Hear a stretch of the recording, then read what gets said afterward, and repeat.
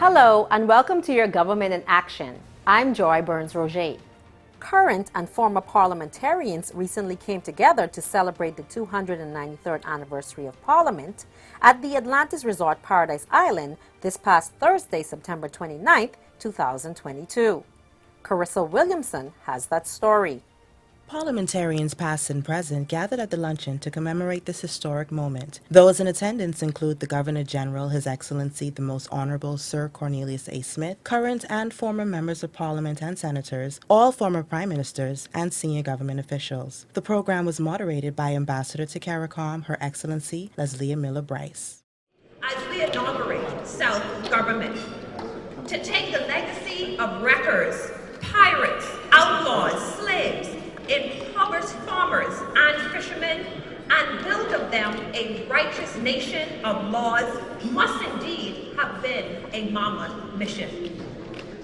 Any ocean away from the eye and aid of the Crown and British government, these men carved out of this limestone of coral islands a democracy, born on Monday the 29th of September, 1729, that would live and evolve from that day to this, according to the lives and needs of the people who held it sacred.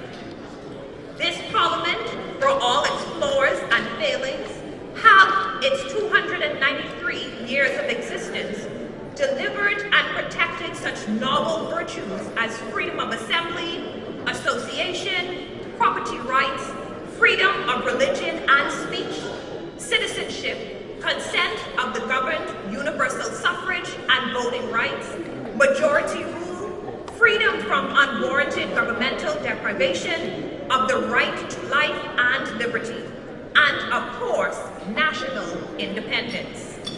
This Parliament may derive an historic remit from the monarch's crown, but it is rooted in the moral authority of centuries of democratic practice for the betterment of all who call these blessed islands home. I hold these thoughts in mind as I sincerely welcome you all to our Parliamentary Luncheon. I recognize, of course, our Prime Minister, the Honorable Philip Brave Davis, our esteemed Leader of the Opposition, the Honorable Michael Pintard. Gentlemen, it is fitting that on such an historic occasion as this, we set aside our spirited political joisting and join in recognition of the proud heritage we enjoy as one of the hemisphere's oldest democracies. Prime Minister and Minister of Finance, the Honorable Philip Davis, gave remarks expressing the importance of fellowship and civility between politicians while holding each other accountable. This gathering marking the 293rd anniversary of our Parliament is very fitting. I think it's fitting because very often occasions such as this are confined merely to those who are presently holding the office of a parliamentarian. We've expanded it to former parliamentarians. And usually the light-hearted events happens at Christmas. But I think this should be a staple where we bring all our former parliamentarians together so that we could interact with each other, fellowship with each other, and try to see where we are going wrong or not going wrong. But I just want you all to enjoy your evening with us. I want us to, you who have been there, I always tell my colleagues, don't be afraid to ask. Don't be afraid to take advice. And I take advice from both sides of the aisle because at the end of the day, we have to believe that all of us have the interests of the Bahamas at heart. We may take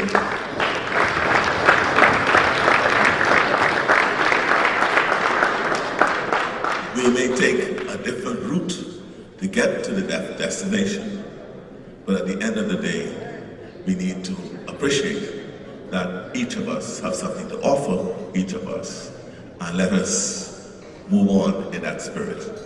For your Government in Action, I'm Carissa Williamson. The Bahamas Maritime Authority, in celebration of Bahamas Maritime Week, honored former Minister of Transport and current Minister of Education and Technical and Vocational Training, the Honorable Glenys Hannah Martin. She was honored for her leadership and support for furthering the growth and opportunity of the Bahamas maritime sector to the benefit of all Bahamians. The Bahamas Maritime Authority held a reception in her honor at Margaritaville Beach Resort Thursday, September 29, 2022. Current Minister of Transport and Housing, the Honorable JoBeth Colby Davis, was in attendance and also had the privilege of introducing Minister Martin. Also in attendance were former Ministers of Transport Renwood Wells and Frankie Campbell, other parliamentarians, as well as current and former employees of the maritime sector. In a year, the International Maritime Organization has designated a day for the recognition of the contribution that women have made to the maritime sector. It is an honor and a privilege for me to bring remarks to one of my predecessors who remains a trailblazer and an inspiration for her contribution to shipping and indeed other aspects of her professional career. And I'll tell you, she said, why did you do this to me?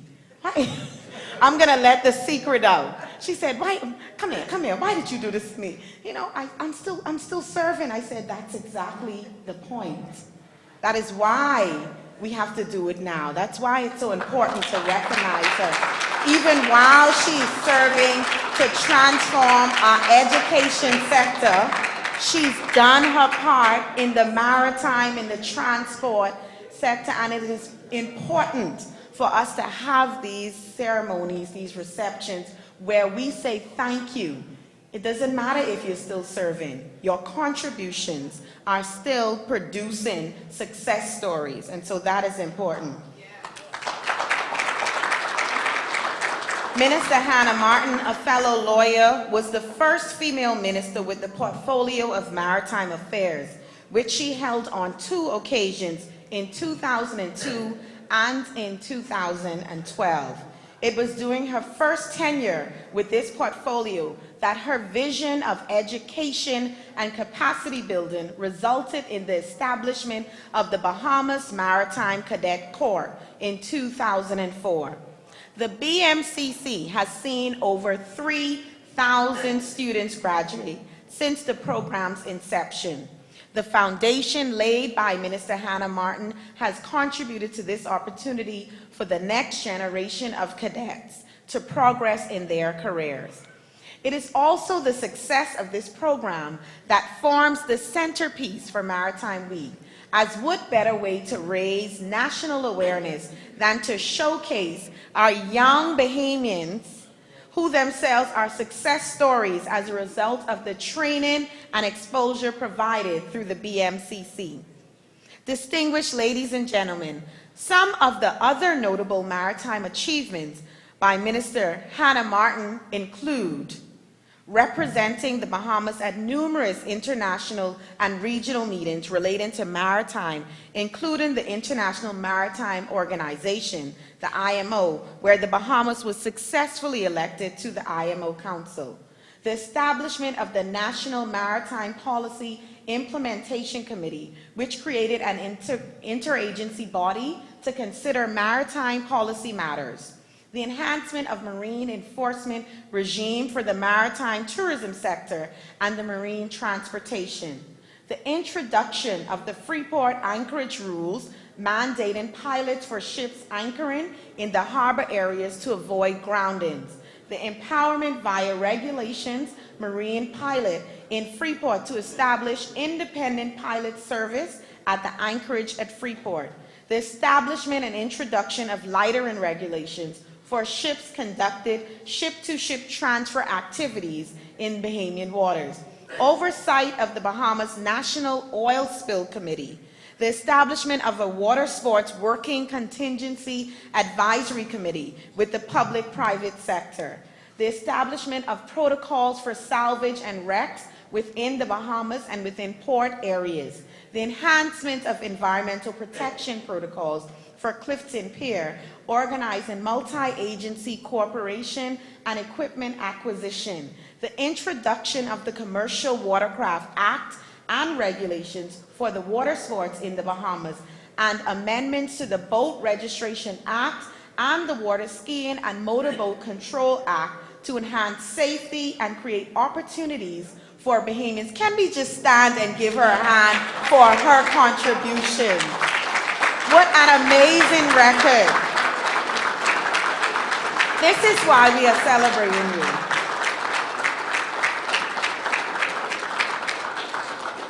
Maritime, like any other sector, requires leaders who are visionaries, strategic in their thought process, particularly in looking towards the future, and have solid social values, recognizing the importance of guiding the next generation. I am a servant, pure and simple. And I can work and work and work until it's all over. And when I led the Ministry of Transport and Aviation, we had a team of servants, and they worked hard. They worked too hard. I told the PS and Bristol, they worked too hard. But they were responsible for causing for all of the attainments and the achievements. And so I am so grateful to every single one. Katie Clark is here. She is the constant, one of the constants in this. And the BMA. And so this is how you make it happen. You lead the charge. You have excellent people who give their all, who are patriots to the highest order. They love their country, and they fight for their country every day with limited resources. Limited resources. You have no idea. To bring about this thing that we keep fighting for, and you feel like you make a step forward and you make 2 steps back, but we got to keep pushing forward for our nation. So the Maritime Cadet Program in particular, which is the focus tonight, was formed. Clyde Bethel put it in my ear. We made it happen. The first group was at the Royal Bahamas Defense Force, and they're here because they have been invaluable partners in everything that we've done. The group was like about 11 people, 11 young people, and they got training at the Defense Force. Since then, it's gone from strength to strength. I'm told now there are, from 11, we have over 3,000 cadet officers on vessels all over the country, all over the world, and just, you know, this program led to other things, and the ship owners are here because they have been invaluable to the Maritime Authority all through when I was there. And I think they were the first ones to begin. We sat down, we met in London on that ship. You remember that? That was a ship in the Thames somewhere. And and we were able to agree that they would begin to take Bahamians on their vessels, respective vessels, which included the cruise ships, but not just the cruise ships. As for myself, I am a work in progress. I got a long way to go, but I'm thankful to God for allowing me to have the strength to move and to have such a fantastic team of Bahamians every time that allow us to do all that we can to advance the agenda of the Bahamian people. More from your government in action when we return.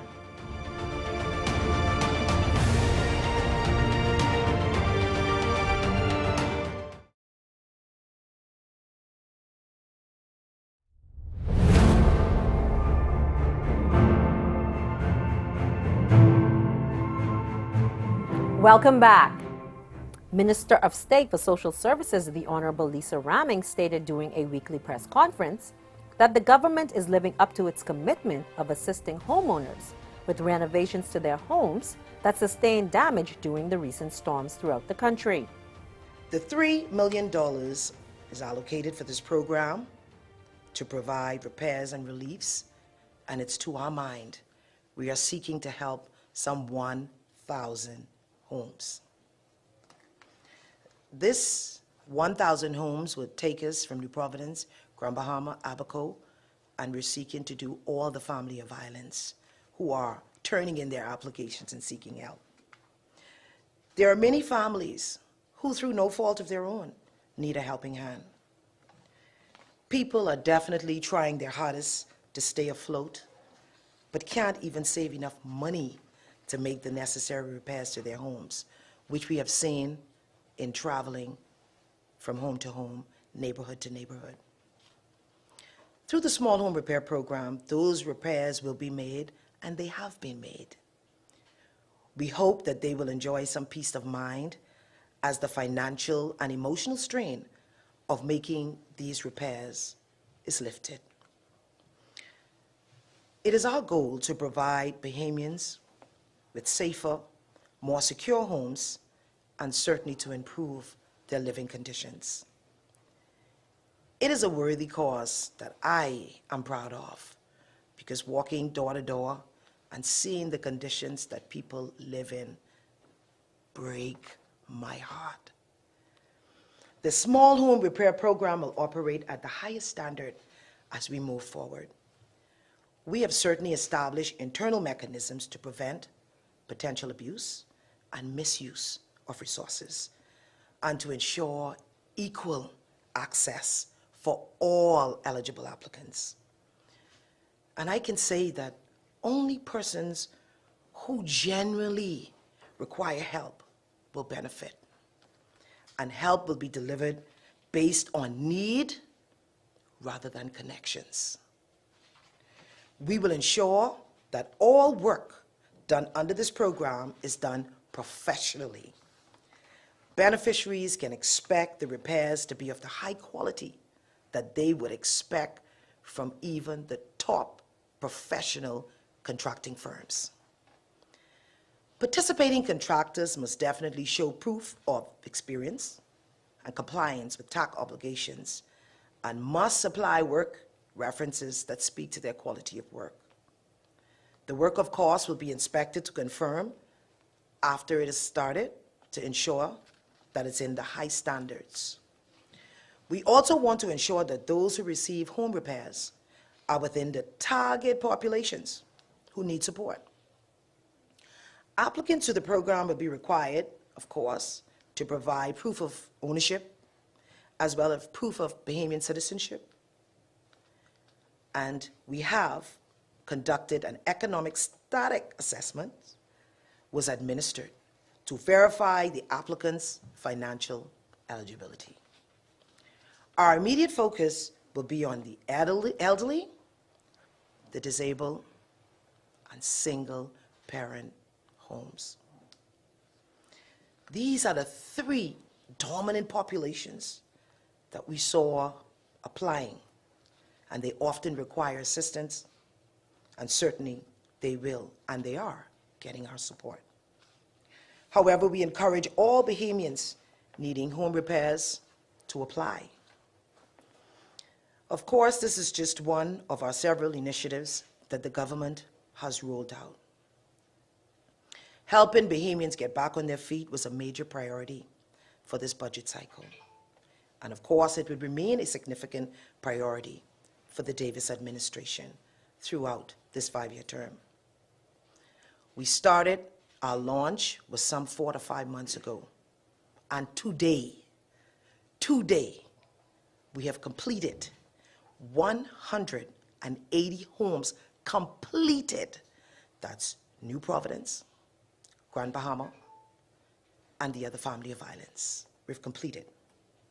However, we had 550 contractors submitted documents, and over 800 homeowners have applied. However, because the weather is upon us, we've heard persons calling in, whether it's by way of talk show, whether it's through the urban renewal, whether it's just being frustrated. We understand. And they're saying that their applications have been in, my house has not been done yet, but we want them to know our resources are limited, but we are doing absolutely the best that we can. We literally have 5 inspectors. As of next week, we will have some more persons joining our team, because these 5 inspectors have to travel the family of islands all islands and still complete the work in New Providence. And so we've heard their concerns. We have a hotline. It's from 9 to 5, and we want them to call. It's 502-4461. The roofs that are leaking now, we want you to call. And I want to thank Captain Russell. He saved us some money. We thought on yesterday that we would be in task of having to purchase a lot of tarp. He assisted us. I am so grateful, Captain. Thank you. So we got over 100, and we had our inspectors, even in the rain, going on top of roofs, just sealing them temporarily until we have reached them. I know everyone wants to be first, but it's so impossible. But I want the Bahamian public to know that we're doing the best that we can with the limited resources, and we're trying our best. We know that you're frustrated, but we want you to be patient. We are coming to provide help.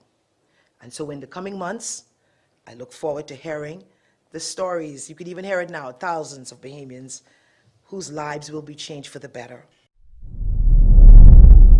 The Minister of Youth, Sports and Culture, the Honorable Mario Boleg, said the observance of Youth Month was a long time coming since in-person celebrations were hampered due to COVID-19 protocols. Carissa Williamson has that story.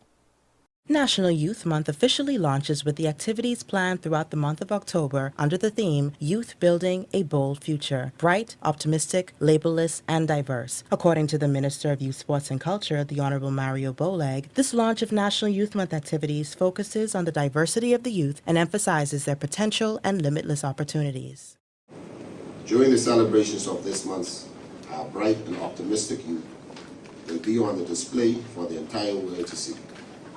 Our commitment is to be as inclusive and as diverse as needed and to lead the charge in dropping all labels that are so often placed on our young people and instead taking the time to shine the light on the limitless possibilities that exist.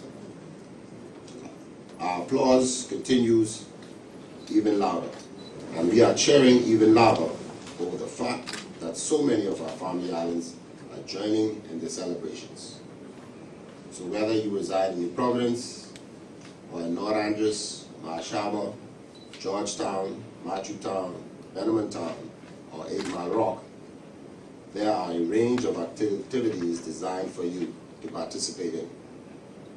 As a part of our celebrations, we are also delighted to partner with youth stakeholders, and this year is no different. So I wish to take this opportunity to thank those who have joined this year's celebration in a formal way and hosting events for all to enjoy. In our ministry, we pride ourselves on honoring those who have paved the way for us. And during National Youth Month, we are so happy to honor persons for their tireless and unwavering dedication. This year is no different, and we are elated to honor an outstanding couple from Grand Bahama as our Lifetime Achievement honorees. Leslie and Yvonne McDonald will serve as this year's patrons, and it is our intent to ensure that by the end of October, every Bahamian through the length and breadth of our country will have a greater appreciation for the work and legacy you have built. We thank you. Mr. McDonald, as founder of the Legends Marching Band, and Mrs. McDonald as commander of the Girls Brigade, and as she was honored in life, we now continue to honor posthumously Anita Doherty, community builder, educator, and sports legend. I invite the public to join us in giving special honor to these pioneers in youth development. So as Minister of Youth, Sports and Culture, I send out a clarion call to one and all. National Youth Month is here. Join us as we celebrate our youth who are building a bold future for themselves and for generations to come. I thank you. For Your Government in Action, I'm Carissa Williamson. That's it for this week of Your Government in Action. I'm Joy Burns-Roger. Thank you for joining us.